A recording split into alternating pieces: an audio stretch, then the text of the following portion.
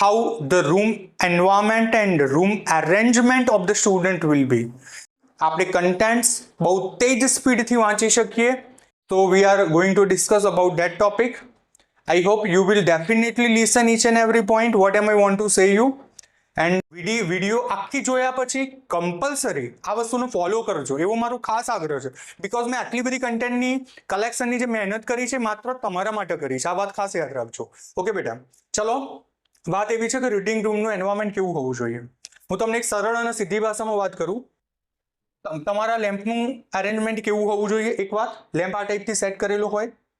બીજા નંબરની વસ્તુ શું છે, તો બીજા નંબરની અને ખાસ મહત્વની વસ્તુ, જોજો બરાબર શાંતિથી. તમારું આ લેમ્પ આ રીતે હોવું જોઈએ. અગર તમારી જોડે પીસી પડ્યું છે તો એનું અરેન્જમેન્ટ આ રીતે હોય. જે બી ફાઇલ્સ છે, જે બી બુક્સ છે એને પ્રોપર સેટ કરો. આપણે વિડીયો કર્યો હતો ને કે ભાઈ પ્લાન્ટ્સ કેવા હોવા જોઈએ, તો કમ્પલસરી પોથોસ જેવા પ્લાન્ટ હોવા જોઈએ, એલોવેરા જેવા પ્લાન્ટ્સ હોવા જોઈએ. એના ઉપર આપણે આખી વિડીયો બનાવેલી છે કે કેવા પ્લાન્ટ્સ હોય રૂમની અંદર કે જે રેડિયેશન એબ્ઝોર્બ કરી શકે અને એ પ્લાન્ટ્સ એઝ અ ફૂડ તરીકે પણ તમે ઉપયોગ કરી શકો છો. તો રૂમનું એન્વાયરમેન્ટ એકદમ મસ્ત હોવું જોઈએ. માણસને રૂમનું એન્વાયરમેન્ટ જોઈને પ્લીઝ થઈ જાય એવું રીડિંગ રૂમનું એન્વાયરમેન્ટ હોવું જોઈએ. તો ખાસ એક વાત, બધી જ બુક્સ, વોચ, બધી જ વસ્તુ, ડસ્ટબિન પણ છે, ચેર પણ છે, ટેબલ પણ છે, પીસી પણ પડ્યું છે, કેટલાક પ્લાન્ટ્સ મૂક્યા છે, ફાઇલો, ડોક્યુમેન્ટ્સ બધું અપ ટુ ડેટ છે. ઓકે, તો તમારા રીડિંગ રૂમનું એન્વાયરમેન્ટ કેવું હોય એની આ મોટી ઝલક મૂકેલી છે. ઇન ડિટેલ આપણે ડિસ્કસ કરીએ છીએ. જોજો બેટા, તમારું જે રીડિંગ રૂમ હોવું જોઈએ એ કરીબન 17 બાય 10 હોવું જોઈએ. એવું એક નોર્મલી માની શકાય કે આટલા બાય આટલાનું તમારું રીડિંગ રૂમ હોવું જોઈએ. જોજો બહુ શાંતિથી. What is this? Reading room જે છે તમારો, એ રીડિંગ રૂમ જે છે એની સાઇઝ કેટલી હોવી જોઈએ એ વિશેની વાત છે. રેડી? એ ટેન્ટેટિવ આટલા બાય આટલાનું 17 બાય 10 તમારું રીડિંગ રૂમ હોય. એ ફ્રેન્ચ ડોર્સ હોય. આ ટાઈપનું અરેન્જમેન્ટ નોર્મલી હોવું જોઈએ. મેઇન વાત એક. બીજો પોઈન્ટ છે, શું છે જોઈએ છે, તમે જે રૂમમાં વાંચો છો એ રૂમની લાઇટિંગ કેવી હોવી જોઈએ. બેટા જોજો શાંતિથી. આ નાની બાબત છે પણ બહુ જ ઇમ્પોર્ટન્ટ બાબત છે. એના ઉપર ખાસ જોજો. લાઇટિંગ કેવી હોવી જોઈએ. તો એક સિમ્પલ અને સરળ ભાષામાં, તમારો આ લેમ્પ છે, અહીં તમારી બુક્સ છે, તમે લેમ્પને એવો પરફેક્ટ મૂકેલો હોવો જોઈએ કે જેથી કરી લેમ્પની લાઇટ સીધી તમારી બુક્સ, જે બુક્સ ઓપન છે એના ઉપર પડવી જોઈએ.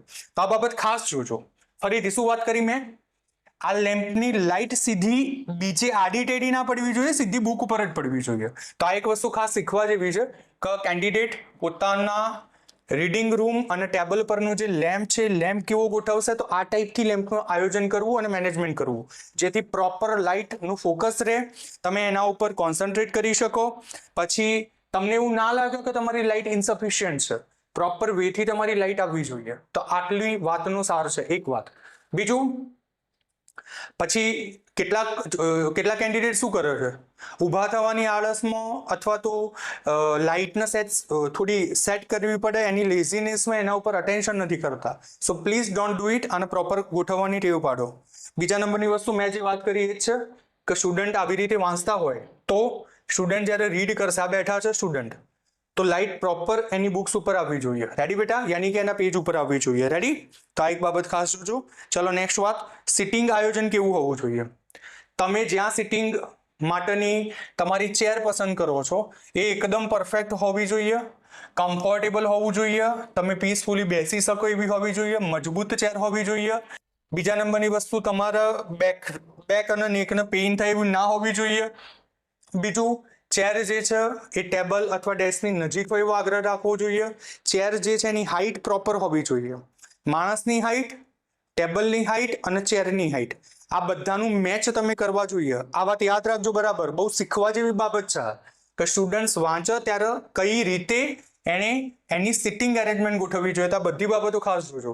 Choose a comfortable and ergonomic chair, એટલે કે મજબૂત સખત એવી ચેરનો ઉપયોગ કરવો. બેક અને નેકનો પેઇન ના થાય એની ખાસ રાખવી. બીજું, extend reading session, position the chair near a table or desk at an appropriate height. યોગ્ય હાઇટ હોય એવી રીતે ગોઠવવું. ટેન્ટેટિવ કેવી રીતે સમજી શકાય જુઓ. તમે આ ઇમેજ જુઓ જેનાથી તમે સમજી શકો છો કે કઈ રીતે ગોઠવાય.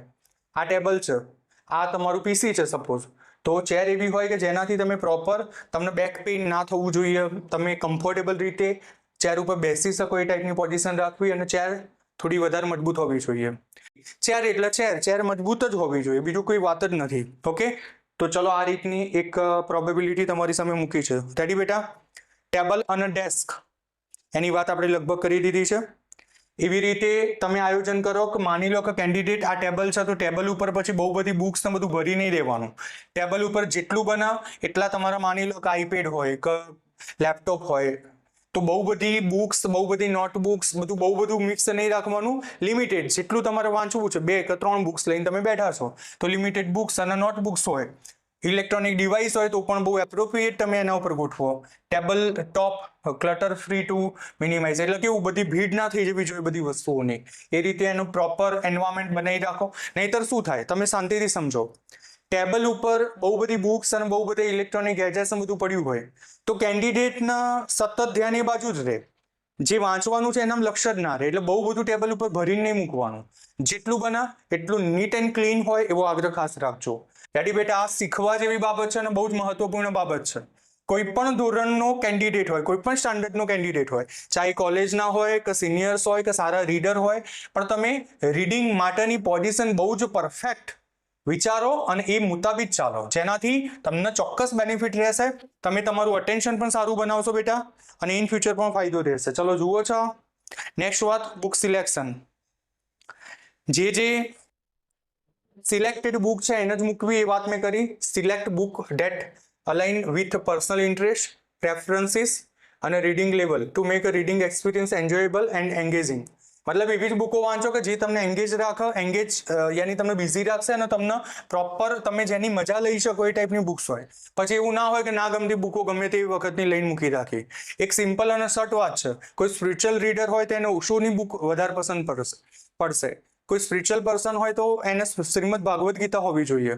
અને મારો તો ખાસ આગ્રહ છે, તમારી જોડે તમારો એક સ્પિરિચ્યુઅલ ગ્રંથ જો તમારા ટેબલ ઉપર નથી ને, ત્યાં સુધી તમે જિંદગીમાં ક્યારેય સારા રીડર નહીં બની શકો. હું માનું છું તમે જે પણ સંપ્રદાયથી, જે પણ ધર્મથી બિલોંગ કરતા હો, ઓલવેઝ તમામ રિલિજનની રિસ્પેક્ટ કરો. તમામ. તમે ચાહે હિન્દુ છો, તમે મુસ્લિમ છો, તમે શીખ છો, તમે ઈસાઈ છો, તમે જે બી છો, પણ દરેક સ્પિરિચ્યુઅલ ગ્રંથ હોય, સ્પિરિચ્યુઅલ બુક્સ છે, એની પૂરી રિસ્પેક્ટ કરો. રિસ્પેક્ટફુલી તમારા ટેબલ ઉપર હોવી જોઈએ. બેટા યાદ રાખજો, સ્પિરિચ્યુઅલ બુક્સ અને આપણા ધાર્મિક ગ્રંથો જે પણ છે, દરેક ધર્મના, દરેક સંપ્રદાયની વાત છે, એ આપણી અંદર એક એનર્જીનો સોર્સ છે. તો પૂરા રિસ્પેક્ટથી એની કેર કરો અને એને આપણા ટેબલ ઉપર રાખવાનો આગ્રહ રાખો. એક સ્ટુડન્ટની અંદર એક અલગ જ એનર્જી એ પોતે મેળવતો હોય છે, થોડીક મેન્ટલી અને સાયકોલોજીકલ પણ એક એનર્જીનો સોર્સ છે. એટલે રિસ્પેક્ટ કરો, દરેક ધર્મની બુકની પૂરો આદર કરો, એને પૂરી વિનમ્રતાથી એની કેર કરો. સો પ્લીઝ આ બાબત ખાસ જોજો. Next, clear? હા, બીજી વાત, તમે જે રૂમની અંદર વાંચો છો એની અંદર બહુ જ બધા સાઉન્ડ્સ ના હોવા જોઈએ, બહુ હેવી સાઉન્ડ ના હોવા જોઈએ. સમજો છો ને વાતને? કેટલાક લોકોને એવું હોય કે એકદમ હાઈ મ્યુઝિક હોય. ભાઈ વાંચવાના રૂમની અંદર કશું જ હાઈ મ્યુઝિક ના હોવું જોઈએ. આવું પીસફુલ મ્યુઝિક વાગતા હોય, ઇન્સ્ટ્રુમેન્ટલ સોંગ વાગતા હોય, ફ્લ્યુટ વાગતી હોય, ઓકે, પછી વોટર ફ્લો થતું હોય, મેન્ટલી રિલીફ માટેના સોંગ્સ હોય, તો આવા સોંગ્સ બહુ સાયલન્ટ અને પીસફુલી વાગે, અથવા તમે હેડફોનથી યુઝ કરી શકો છો. પણ બહુ જ મોટા અવાજની અંદર ડીજેની જેમ વાગવું ના જોઈએ. તો આ વસ્તુ ના કરતા. Yes, you do this thing. તો બેટા આ વસ્તુ પણ ખાસ ધ્યાનમાં રાખવા જેવી છે. ચલો નેક્સ્ટ બાબત,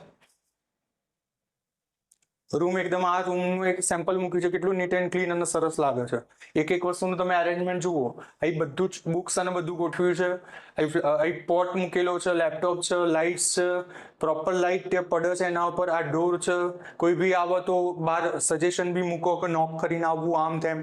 સો એટલીસ્ટ તમે એક સારા રીડર તરીકેની ફીલ ચોક્કસ અનુભવશો અગર તમારા રૂમનું એન્વાયરમેન્ટ આ ટાઈપનું હોય તો. ચલો નેક્સ્ટ વાત, રૂમ લેઆઉટ જે છે એકદમ પ્રોપર હોવું જોઈએ. પ્રોપર સ્પેસ હોવી જોઈએ. નેચરલ લાઇટનો રિસોર્સિસ હોવું જોઈએ. તમે ડિસ્ટ્રક્ટ ના થાઓ એની ખાસ ચિંતા રાખજો. બહુ બધું ફર્નિચર પણ નહીં હોવું જોઈએ. ફર્નિચર એકદમ લિમિટેડ રાખો. એવું ના બને કે રૂમની જેટલી પણ સ્પેસ છે સ્પેસ બધી એક્વાયર કરી દે ફર્નિચર. તો એટલો બધો રૂમનો બહુ ભરી ના દેશો ફર્નિચર્સથી. બિકોઝ તમે એ રૂમ તમારી પીસ માટે છે, તમારા રીડિંગ માટે છે, એનું એન્વાયરમેન્ટ એ ટાઈપનું મેન્ટેન કરો કે જેથી તમને કલાકો સુધી જે સારા યુપીએસસી એસ્પાયરન્ટ્સ, નીટ એસ્પાયરન્ટ્સ, જેઈ એસ્પાયરન્ટ્સ અથવા કોમ્પિટિટિવના રીડિંગ, કોમ્પિટિટિવની એક્ઝામની પ્રિપેરેશન કરતા કેન્ડિડેટ કેટલાય મહિનાઓનો વર્ષો સુધી 15 કલાક, 12 થી 15 કલાક સુધી રીડિંગ કરતા હોય, તો તમે ખાલી એક વાત વિચારો કે એ લોકોનું માઇન્ડ કેટલું શાંત હશે, એ લોકો કેવા એન્વાયરમેન્ટમાં રહેતા હશે, જ્યાં વાંચતા હશે ત્યાં કેટલી શાંતિ બનાવી રાખેલી હશે. કદાચ બને કે રૂમની સાઇઝ ઓછી હોય પણ માણસના માઇન્ડને પીસફુલી રાખવું એ તો એના થિંકિંગ ઉપર ડિપેન્ડ છે, એ કેવી સોચ રાખે છે, કેવું વિચારે છે એના પર નિર્ભર કરે છે. તો ઇન શોર્ટ હું એટલું ખાસ કહીશ કે રૂમનું લેઆઉટ એકદમ એપ્રોપ્રિએટ રાખશો, નોઇઝ પણ નહીં થવો જોઈએ, લાઇટનો નેચરલ લાઇટ પણ આવવી જોઈએ, આ બધી વસ્તુની કેર કરશો. રેડી? હા, કોઝી રીડિંગ એન્વાયરમેન્ટ હોવું જોઈએ, મતલબ એકદમ બેસ્ટ લેવલનું એન્વાયરમેન્ટ હોવું જોઈએ. ચલો રેડી? આ બુક્સ જુઓ કેટલી પ્રોપર સેટ કરીને મૂકેલી છે. કોઈ પણ માણસના અહીંથી બુક ઉઠાઈને વાંચવાનું મન થાય. જુઓ તમે. રેડી? તમારું સેટ હોય કે ભાઈ મારી બાયોલોજીની બુક્સ હોય, મારી ફિઝિક્સની બુક્સ હોય, બાકી રેફરન્સીસ હોય, મારી કોઈ ફાઇલ હોય, કેટલુંક ઇલેક્ટ્રોનિક ગેજેટ્સની અંદર ડેટા રેકોર્ડ હોય, તો હાર્ડ ડિસ્ક હોય, બધી જ વસ્તુ બી તમે મૂકી શકો છો. આ એ પ્રકારની વ્યવસ્થા છે. It's looking very nice. And એક એક બુક વ્યવસ્થિત સેટ કરો. આ બાજુની સાઈડ એટલે ગોઠવવાની કે જેથી તમે વાંચી શકો કે ભાઈ કઈ બુક છે, શું છે. રેડી? હા, ચલો રેડી બેટા? Ambience. Set the mood reading by creating a calming atmosphere with soft background, ambient lighting. Minimize external distractions such as loud noise and visual clutter to help maintain focus and concentration. તો તમને ખાસ એવું કહેવામાં આવે છે કે વ્યવસ્થિત soft background વાળું મ્યુઝિક હોય, કેટલીક એવી કેન્ડલ્સ હોય, એમ્બિયન્ટ લાઇટિંગ એટલે તમને આમ પ્રોપર ફીલ થાય એવી લાઇટ્સ હોવી જોઈએ, તમને પીસ મળે એવી લાઇટિંગ હોવી જોઈએ, બહુ લાઉડ નોઇઝ ના હોવું જોઈએ. આ સ્ટેટમેન્ટ એમ જ કહે છે એની એમ્બિયન્સ એકદમ બેસ્ટ હોવું જોઈએ. એના રૂમનું એન્વાયરમેન્ટ જે કહીએ એન્વાયરમેન્ટ એકદમ બેસ્ટ લેવલનું હોવું જોઈએ, જેથી કેન્ડિડેટને વાંચવાનું મન થાય ને લોંગ ટાઈમ સુધી બેસી શકો. રેડી બેટા? તો આ બાબત ખાસ શીખવી અને આ વાતને ફોલો પણ કરવી. રીડિંગ એસેસરીઝ જે વસ્તુઓ જોઈશે એ બધી જ વસ્તુ, જેમ કે એક સિમ્પલ વાત કરું, નોર્મલી સારા રીડિંગ ટેબલ ઉપર શું હોય તો જોઈએ છે, રીડિંગ ટેબલ ઉપર બુક માર્ક્સ હોય, રીડિંગ ગ્લાસીસ હોય, નોટબુક્સ હોય, જોટિંગ ડાઉન એટલે કે અમુક પોઈન્ટ્સ તમારે લખવા હોય, મતલબ કન્ક્લુઝન ટાઈપ એને પોઈન્ટ્સ આઉટ કરવું હોય તો પોઈન્ટ આઉટ કરવા માટેના પેજ અથવા સમરી બનાવવા માટેના જે પણ પેજ જોઈએ તો એવા પેજ હોવા જોઈએ. અમુક પોઈન્ટ્સ તમે લખતા હો ને બેટા વાંચતી વખતે, તો એ રીતના પેજ તમારી જોડે હોય કે જેમાં તમે મેઇન પોઈન્ટ્સ લખતા હોય. એ પેજ પણ એકદમ ગ્લોઝી પેજ હોય તો થોડી લખવાની ફીલ પણ સારી આવશે. બહુ જ સારી પેન હોય કે જેનાથી તમે બહુ જ વધારે સારું લખી શકો. આ બધી જ વસ્તુનો બેટા વિચાર કરજો. ઓકે? બીજું એર્ગોનોમિક એંગલ એટલે પ્રોપર એંગલ અને પ્રોપર પોઝિશનમાં બધી જ વસ્તુને ગોઠવવી. Ready?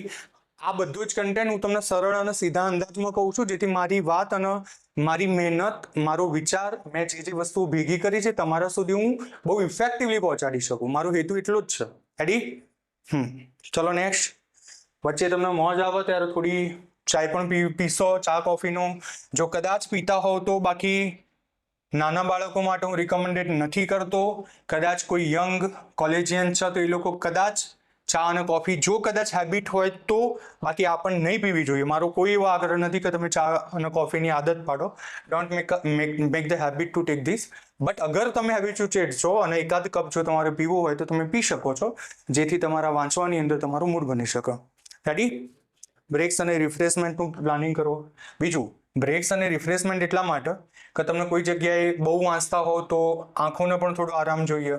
Stretch or refocus the માઇન્ડને થોડું એક રિફ્રેશમેન્ટ મોડની અંદર આપો છો. અને થોડું પાણી પણ પીવો, થોડોક લાઇટ નાસ્તો કરવો હોય તો કરો. બરાબર છે? તો તમને થોડી એનર્જી તમે ગેઇન કરી રહ્યા છો એવી ફીલ આવશે, એ પણ જરૂરી છે. અને ફરીથી પાછા તરસ લાગી હોય, ખાવાનું ભૂખ લાગી હોય તો ખાઈ લેવું. હંગર એન્ડ થર્સ્ટ હોય, તરસ લાગી હોય અને ભૂખ લાગી હોય તો થોડું હળવો નાસ્તો લેવો કે જેથી તમારું મૂડ પાછો વાંચવાની અંદર ફરીથી બેસી શકે. મેં તમને યાદ છે ને પોમોડોરો ટેકનિક્સ ઉપર વાત કરી હતી કે 25 અને 5, તો એ ટેકનિક્સનો મેં વિડીયો બનાવ્યો છે, ખાસ જોજો કે કેન્ડિડેટે અલગ કઈ ટેકનિક્સથી વાંચવું જોઈએ જેથી કરીને બહુ ઓછા સમયમાં સૌથી વધારે કન્ટેન્ટ યાદ રાખે. તો પ્લીઝ જે વ્યુઅર્સે એ વિડીયો નથી જોઈ, તમે ફરીથી જાઓ અને સર્ચ મારો અને વિડીયો જુઓ. એ વિડીયો એકદમ એક નંબર વિડીયો છે કે જેનાથી 100% જો તમે એ ઇમ્પ્લિમેન્ટ કરો છો તો તમે બહુ જ મોટું પરિવર્તન તમારા આખા કેરિયર ઉપર લાવી શકો છો, માર્ક્સ મેળવવામાં પણ જબરજસ્ત તમને ઉપયોગી બનશે. એટલે ખાસ એ વિડીયો જોજો. રેડી બેટા? ક્લિયર? ચલો નેક્સ્ટ વાત ઉપર જઈએ છે. Reading ritual. હા, એક પરફેક્ટ રૂટીન મુજબ વાંચવાનું રાખો, માઇન્ડને પણ થોડુંક ફ્રેશ રાખો. ઓકે, કન્સિસ્ટન્સી મેન્ટેન કરી રાખો. હા, અને થોડું રિફ્રેશમેન્ટનો આગ્રહ રાખો. આટલી વાતનો સાર એટલો જ છે. રેડી? હા, તો મ્યુઝિક રાખો, તમે કપ ઓફ ટી રાખો, થોડું મ્યુઝિક રાખો, જેથી તમને મતલબ તમારી ઇમ્યુન સિસ્ટમ થોડી વધારે ફ્રેશનેસ ફીલ કરશે. ઓકે, અને બેસ્ટ રીતે વાંચતા રહો. ક્લિયર બેટા? જે આગળ વાત કરી એની એ જ વાતના થોડા અલગ અંદાજથી મૂકેલી છે, એટલે એની આપણે બહુ ચર્ચા ના કરતા આગળ મૂવ ઓન થઈએ છીએ. ચલો નેક્સ્ટ, રિફ્લેક્ટ એન્ડ રિવ્યુ. બીજું શું લખ્યું છે? રિફ્લેક્ટ એન્ડ રિવ્યુ શું કહે છે? Take time to reflect on the reading experience afterward, considering what was the learned. તમે શું વાંચ્યું ને એની સમીક્ષા કરો, એની ચિંતા કરો, એનું કન્ક્લુઝન બનાવો, એની સમરી બનાવો કે ભાઈ મેં એક્ઝેક્ટલી 2 કલાક હું વાંચવા બેઠો તો 2 કલાકની અંદર મેં કેટલું વાંચ્યું, એનું એક તમારું એનાલિસિસ તો હોવું જોઈએ ને કે તમે 2 કલાક રીડિંગ માટે આપો છો તો 2 કલાકમાં તમે વાંચો છો શું. બીજું, એન્જોયડ ઓર ચેલેન્જ. તમને સારું એન્જોય ફીલ થયું કે મતલબ થોડુંક ટફ લાગ્યું કે શું છે એમ? તમારા કી પોઈન્ટ્સ કયા કયા, કેટલું કામ કર્યું, જોટ ડાઉન યાની એના મતલબ પોઈન્ટ આઉટ કરો, લખો. તમે વિચારો કે ભાઈ શું મારું જે વાંચ્યું એ મેં પરફેક્ટ રીતે એને હું સમજ્યો, અથવા હજુ મારે કઈ ડિરેક્શનમાં કામ કરવું છે. તો વાંચતી વખતે રિવ્યુ અને એનાલિસિસ કરવાની પણ બેટા ટેવ રાખો. એવું નથી કે એક ધારું વાંચ કરવાથી બધું જ આવડી જાય અને સ્પીડ પકડાઈ જાય. ના, તમે 2.5 કલાકનું રીડિંગ સેશન ગોઠવો છો તો 2.5 કલાક પછી તમારું જે બ્લેન્ક પેજ છે એની અંદર જોવું ના પડે કે ભાઈ શું વાંચ્યું, કયા કયા પોઈન્ટ્સ વાંચ્યા, કેટલા વાંચ્યા. મેં 2.5 કલાક જે આપ્યા એની અંદર મેં માની લો કે મેઇન ટોપિક 8 વાંચ્યા અને હરેક ટોપિકની અંદર 3-3, 4-4 સબ ટોપિક આપ્યા છે, એ વાંચ્યા. એની સમરી વ્યવસ્થિત બનાવી. આ બધું રિવ્યુ કરવાની ટેવ પાડો. એક બાજુથી વાંચવાનું ચોપડી, અમુક લોકો તો ઊંઘતા વાંચે છે. સાલા ગજબના માણસો છે. મને એવું ઘણી વખત થાય કે ઊંઘતા વાંચવાથી કેવી રીતે તમે તમારો મૂડ બનાવી શકો? એટલીસ્ટ કોઈ માણસ હોય તો ફ્રેશ મૂડમાં બેસે. દિવસની અંદર 2 થી 3 વખત તમે નાહવાની ટેવ પાડો.